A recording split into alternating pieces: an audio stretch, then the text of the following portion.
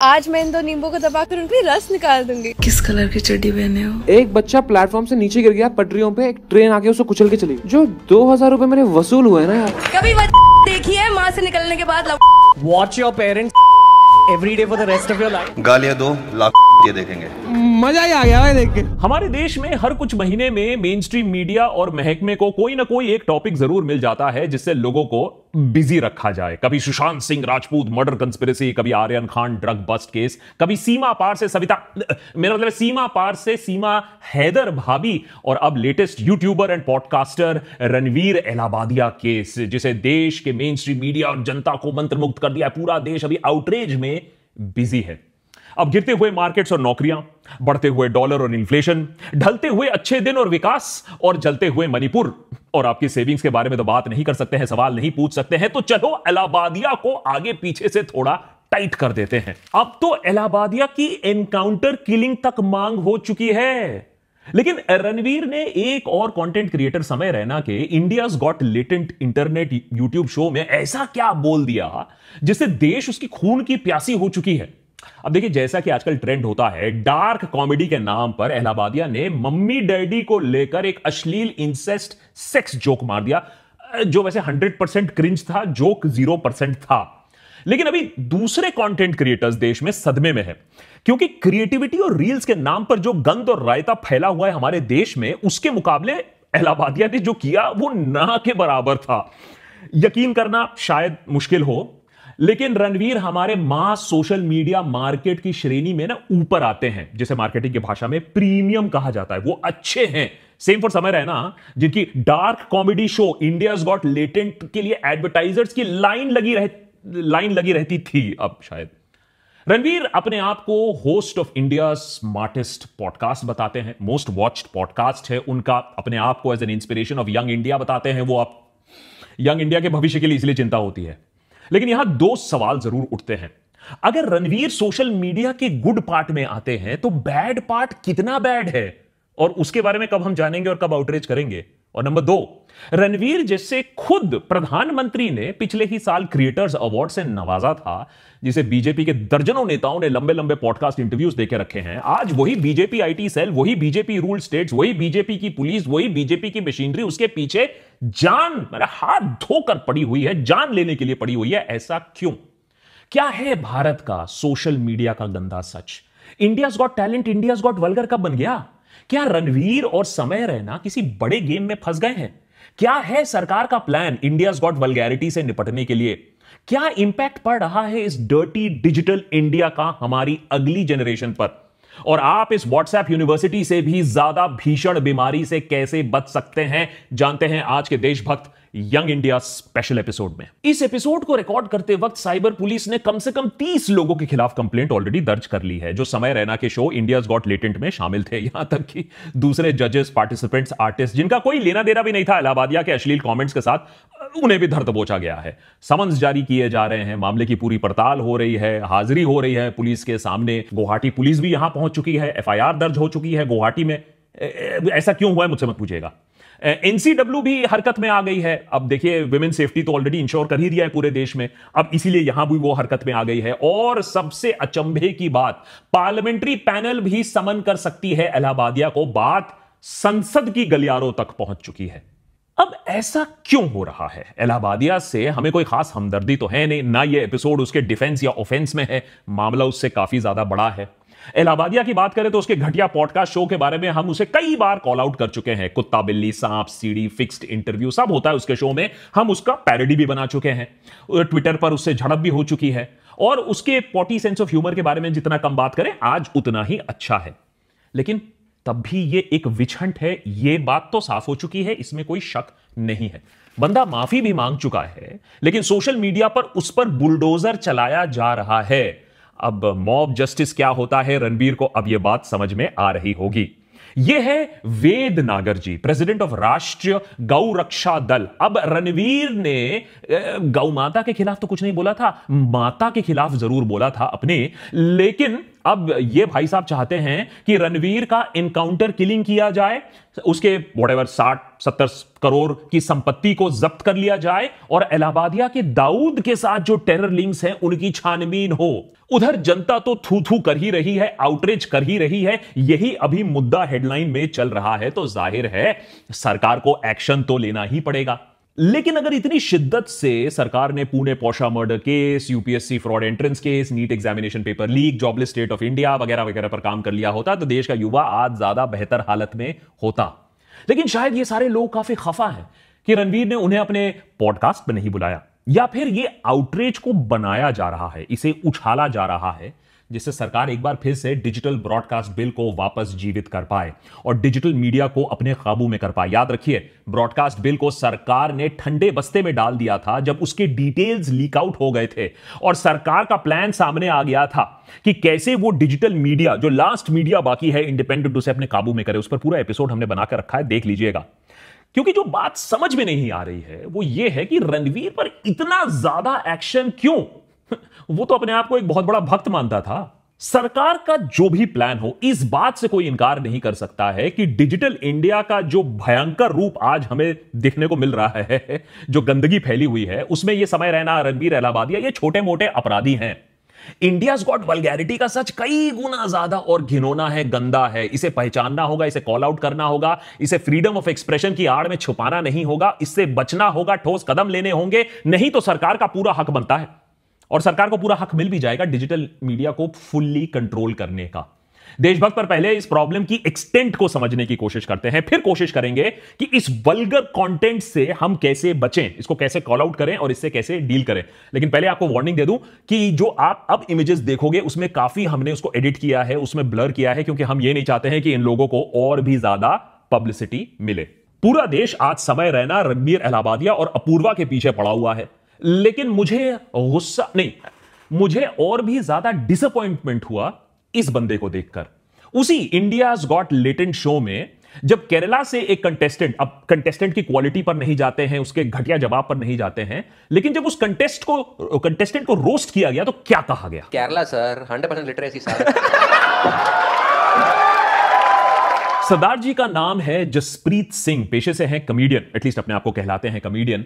लेकिन पता नहीं क्यों 100% लिटरेसी किसी स्टेट का हंसने वाली बात हो जाती है। भाई रोस्ट करो, बिल्कुल रोस्ट करो, केरला को रोस्ट करो, बंगाल को रोस्ट करो, बहुत सारी चीजें हैं आपको रोस्ट करने के लिए। कभी कभार हम भी यहां रोस्ट करते हैं, आपके तरह करोड़ों में नहीं छापते हैं, लेकिन यहां कॉमेडी, यहां रोस्ट कहां है? 10 बार देख लिया भाई, समझ में नहीं आया। हो सकता है हमारी इंटेलिजेंस इतनी कम हो गई हो, या फिर यह हो सकता है कि गवारपंथी इतनी ज्यादा हो गई है कि अब पढ़ाई लिखाई को भी हम मजाक समझते हैं, अब पढ़ाई लिखाई को हम नीचा देखते हैं। क्योंकि कुछ साल पहले तक तो 100% लिटरेसी होना अच्छी बात होती, एस्पिरेशनल चीज होती। यहां पूरे के पूरे स्टेट्स हैं, पूरे के पूरे राज्य हैं जो नशे में चूर हो रहे हैं, बेरोजगारी में झुलस रहे हैं, लेकिन यहां 100% लिटरेसी मजाक का टॉपिक बन गया है। जसप्रीत भाई वेल प्लेड, हां, सस्ते नशे अच्छे चला रहे हो, गवारोक्रेसी में अच्छे तरीके से हमारे कॉमेडियंस हमें ढकेल रहे हैं। लेकिन बात यह है कि जसप्रीत को ही क्यों ब्लेम करें? सारा वायरल कंटेंट आज आप देख लो, यही ट्रेंड आपको मिलेगा। गवार प्रो मैक्स, अश्लील प्रो मैक्स, नंगापन और शॉक ड्रिवन कंटेंट। यह क्रिएटिविटी नहीं है, यह शॉक पॉर्न है, इसे दूसरे शब्दों से छुपाने की जरूरत नहीं है।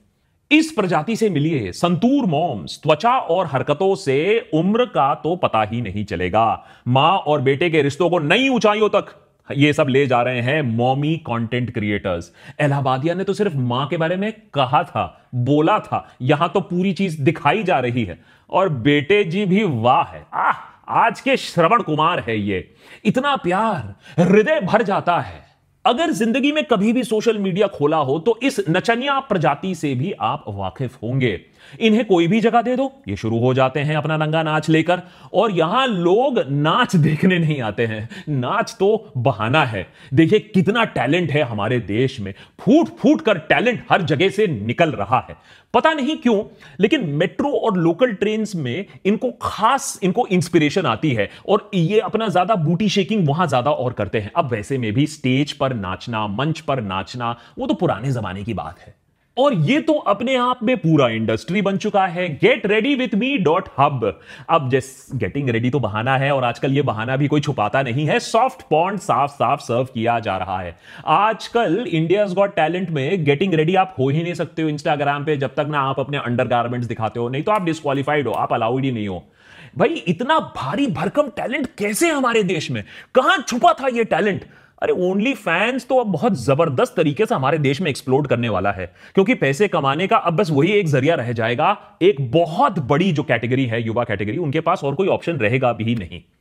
इन सारे फॉर्मेट्स में एक कॉमन ट्रेट आप देखोगे, वल्गैरिटी, शॉक, टिटिलेशन, और अब तो कंटेंट क्रिएटर्स बहाना भी नहीं ढूंढते, एक्सक्यूज भी नहीं ढूंढते, सीधा शॉक एंड ऑ पर उतर आए हैं। इंदौर में ब्रा पहने हुए रात में सड़कों में घूमना, लोगों का रिएक्शन कैप्चर करना, कोलकाता की मॉडल इंडिया गेट पर आकर टावल डांस करती है, और यहां तक कि कुंभ के मेले को भी नहीं छोड़ा गया है इस स्किन शो के लिए, इस वल्गर डिस्प्ले के लिए। जितना शॉक उतने व्यूज, जितना डेयरिंग उतना अच्छा। अब अगर आपको लगता है कि ठीक है, थोड़ा नॉटी कंटेंट अगर देख लिया तो बुरा क्या है, तो जान लीजिए, शॉक हो जाएंगे आप ये जानकर कि ये कितना बुरा हो सकता है हमारे देश के लिए, खासकर की यंगर जनरेशन के लिए। उतना ही बुरा या उससे भी बुरा जितना व्हाट्सएप यूनिवर्सिटी ने किया है झूठ और नफरत फैलाने के लिए। समझाता हूं कैसे और क्यों आपको इससे बचना अब बहुत जरूरी हो गया है, सतर्क रहना बहुत जरूरी हो गया है। ऑस्ट्रेलिया जैसे प्रोग्रेसिव देश ने हाल ही में 16 साल तक के बच्चों के लिए सोशल मीडिया पर कंप्लीट बैन लगा दिया है। भारत सरकार के draft digital personal data protection rules के तहत 18 साल से कम बच्चों को पेरेंट्स की परमिशन लेनी होगी एक्सप्लिसिटली सोशल मीडिया अकाउंट्स खोलने के लिए। हालांकि देशभक्त पर हम सरकार की दखलंदाजी अपनी निजी जिंदगी में बिल्कुल नहीं चाहते हैं, हम एडवोकेट नहीं करते हैं, लेकिन इस बात में लॉजिक है क्योंकि हम खुद इसमें जिम्मेदार हैं। हमने अपने बच्चों के हाथ में mobile phone with unlimited data देकर रखा है और उनका दिमाग खोखला बनाना शुरू कर दिया है। इसकी जिम्मेदारी हमें लेनी पड़ेगी, गलती हमारी है, इसे रोकना अभी होगा। सोशल मीडिया कंपनीज वो तो नहीं रोकेंगे, उल्टा वॉल स्ट्रीट जर्नल की इन्वेस्टिगेशन यह बताती है कि इंस्टाग्राम की एल्गोरिथम आपको और भी ज्यादा चाइल्ड सेक्सुअलाइजिंग रील्स ऑफर करती है। कनाडा के सेंटर फॉर चाइल्ड प्रोटेक्शन ने अपनी स्टडी में भी यह पाया, तो यह मल्टीपल स्टडीज दिखाती है कि कैसे not only soft porn but बच्चों की सेक्सुअल एक्सप्लिसिट इमेजेस आपको सर्व की जा रही हैं। अगर इंस्टाग्राम पर आपको लगता है कि नंगा नाच क्यों चलता रहता है हर समय, क्योंकि वो बाय डिजाइन है, उसका एल्गोरिथम इस तरीके से बनाया गया है जिससे आपको स्किन शो दिखाई दे। इलॉन मस्क तो एक कदम और आगे जा चुके हैं अपने प्लेटफॉर्म को लोकप्रिय बनाने के लिए, उनके नंबर्स और रेटिंग बढ़ाने के लिए। एक्स पर officially pornographic, hardcore pornographic content allowed हो चुका है, कोई एक्शन नहीं लिया जाएगा।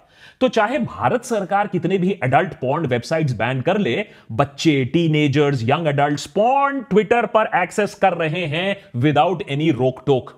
कितने टीनेजर्स आज के डेट में स्मार्टफोन इस्तेमाल करते हैं, कितनों के पास अनलिमिटेड डेटा है, अनरिस्ट्रिक्टेड एक्सेस है, मुझे आपको बताने की जरूरत नहीं है। यह सारा कंटेंट टीनेजर्स, यंगस्टर्स कंज्यूम कर रहे हैं दिन रात, vlogging, dancing, aggressive gaming, makeup, fashion, fighting. इसका अंजाम लॉजिकली भी आप सोचो, अगर साइंटिफिक स्टडीज हटा दो, क्या होगा?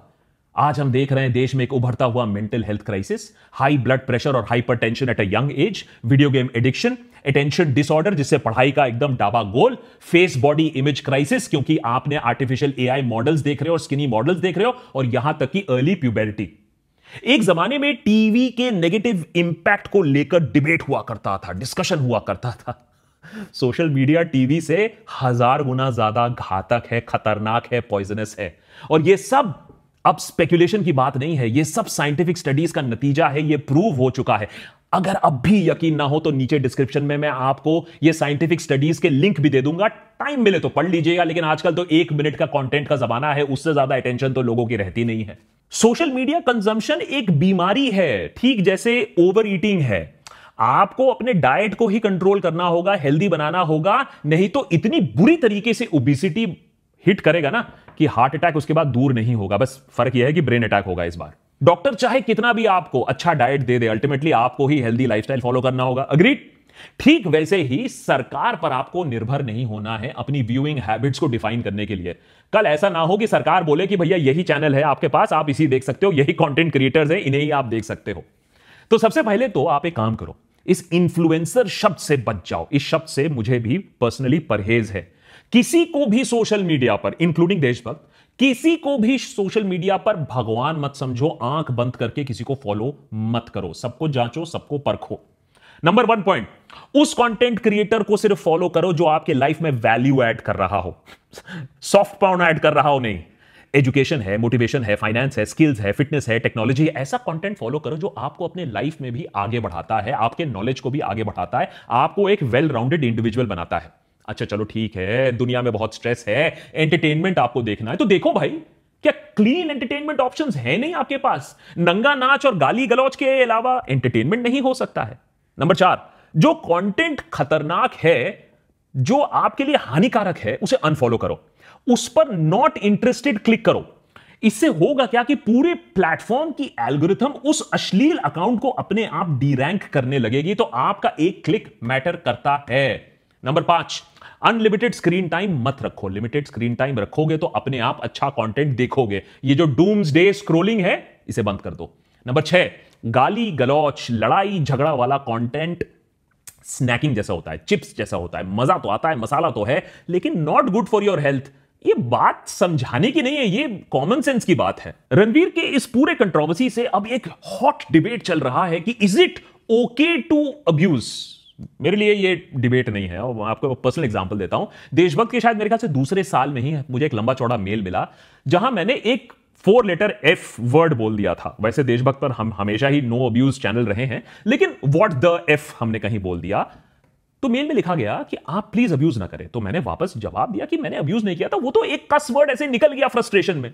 तो जवाब में फिर से मेल आता है, कहा जाता है 2 इंपॉर्टेंट पॉइंट। एक, हम फैमिली के साथ देख रहे थे, टीवी पे देख रहे थे, आपको लार्ज स्क्रीन पर देख रहे थे, बहुत इंबैरेसिंग हो गया। और दूसरा कि क्या आप वो फ्रस्ट्रेशन बिना अब्यूज नहीं बता सकते हैं? क्या वो चैलेंजिंग ज्यादा नहीं होगा? और अगर यकीन ना माने तो आप पिछले 4-5 साल का कंटेंट देख लीजिए, आपको अब्यूज नहीं देखेगा। बहुत ही रेयरली, अगर कभी मैं गुस्सा हुआ हूंगा, आपको अब्यूज मिलेगा देशभक्त पर। क्योंकि अगर आप में टैलेंट है, अगर आप में क्रिएटिविटी है, तो वो गुस्सा, वो पॉइंट ऑफ व्यू आप बिना अब्यूज के भी दिखा सकते हो। यही बात जावेद साहब ने बहुत खूब बताया है। Anywhere in the world where there is party, people eat lot of chili because the food is bland. So they, just to get some taste, they eat chili. Gali is the chili of language. If the conversation is bland, you will put some galis in it. Just to give it some energy. तो इस बात को गांठ बांध लो मेरे दोस्त, कि creator जब गाली बक रहा है तो उसके पास टैलेंट नहीं है। अगर कोई स्किन शो कर रहा है तो उसके पास और कोई टैलेंट नहीं है। अगर कोई रास्ते पर नाटक, ड्रामा, शॉक कर रहा है तो उसके पास टैलेंट नहीं है। यह अपने आप में काफी दुखद है कि इतना लैक ऑफ टैलेंट है, लेकिन उससे भी ज्यादा दुखद और वरिंग है कि इस low level cross shock content, porn content को हम अच्छा समझकर, टैलेंट समझकर देखते हैं, ताली पीटते हैं। रणवीर एलाबादिया, समय रैना के पास आज करोड़ों की संपत्ति है, ऊंचे ऊंचे कॉन्टैक्ट्स हैं, उन्हें कुछ नहीं होने वाला है। वो देश के बेस्ट लॉयर्स को हायर कर लेंगे और सारी केसेस गायब हो जाएंगे। शायद ऐसा भी हो सकता है कि इस कंट्रोवर्सी के समाप्त होते होते वो और भी ज्यादा पॉपुलर हो जाएं। और जहां तक मुझे याद है, जब दूसरों पर गाज गिरी थी तो उन्होंने तो किसी का बचाव नहीं किया था। उन्होंने तो फ्रीडम ऑफ एक्सप्रेशन के बारे में लंबे चौड़े भाषण नहीं दिए थे। उन्होंने तो freedom of expression, right to express yourself के ऊपर कोई शो नहीं किया था। क्योंकि जैसा तन्मय भट्ट ने रणवीर को बहुत पहले ही बुरी तरीके से एक्सपोज किया था, सही तरीके से पहचान लिया था। You are a capitalist who wants views. Accept it. This spiritualism, all this is bullshit. कौन सा कैपिटलिज्म का है तू क्यों झूठ बोल रहा है सबको? तो घबराइए मत, समय रैना का शो किसी और फॉर्म में वापस आ जाएगा। रणवीर का स्मार्टेस्ट पॉडकास्ट इन इंडिया भी बैक ऑन ट्रैक आ जाएगा। टीम देशभक्त को चिंता है उन लोगों की जो ये सारा कंटेंट देखते हैं, जिन्हें लगता है ये ओजी कंटेंट है, अमेरिका ग्रेड कंटेंट है, कटिंग एज है, रिस्की कंटेंट है। लेकिन ऐसा है नहीं। रिस्की कंटेंट क्या होता है, आप उसी अमेरिका के कॉमेडियन से सीख लो, जहां स्टैंड-अप्स में रेस, जेंडर, पॉलिटिक्स, इन मुद्दों के ऊपर जोक्स और कॉमेडी होता है, हार्ड हिटिंग स्टफ होता है। चलो मान लिया, हमारे देश में इन मुद्दों पर बात करोगे तो वैसे में ही सीधा जेल जाओगे। ये मुद्दे तो पहले से ही सेंसर्ड है। तो हुआ यह है कि इस वजह से creators girlfriend, boyfriend, crush, bra, panty, मम्मी पापा, डार्क जोक्स, इसी पर रोस्टिंग पर उतर आए हैं, लो ग्रेड क्रैश कॉमेडी पर उतर आए हैं और अब्यूज के नाम पर कॉमेडी चल रहा है। लेकिन वो कॉमेडी, वो स्टैंड अप ही क्या जो थोड़ा सा भी डीपर मैसेज ऑफर ना कर पाए। लेकिन फैक्ट तो यही है कि free data, lack of education और बहुत सारा फ्री टाइम के चलते कंटेंट हमारे देश में और घटिया और नंगा और घिनौना होने वाला है। एक ही सोल्यूशन है, सरकार पूरा क्लैम्प डाउन करे, उससे पहले आप अपने आप को इससे बचा लो, इस कीचड़ से बचा लो, क्योंकि मैं बता रहा हूं देखने वालों को यही कीचड़ आकर मुंह पर धबेड़ेगा और तब बहुत ज्यादा देर हो चुकी होगी, मुंह आपका पूरा काला हो चुका होगा। वो कहते हैं ना, सावधान रहिए, सुरक्षित रहिए। ये डिजिटल इंडिया के लिए भी ये होल्ड करता है। Take care, watch better content, reject abuse, reject violence and vulgar content. जय हिंद।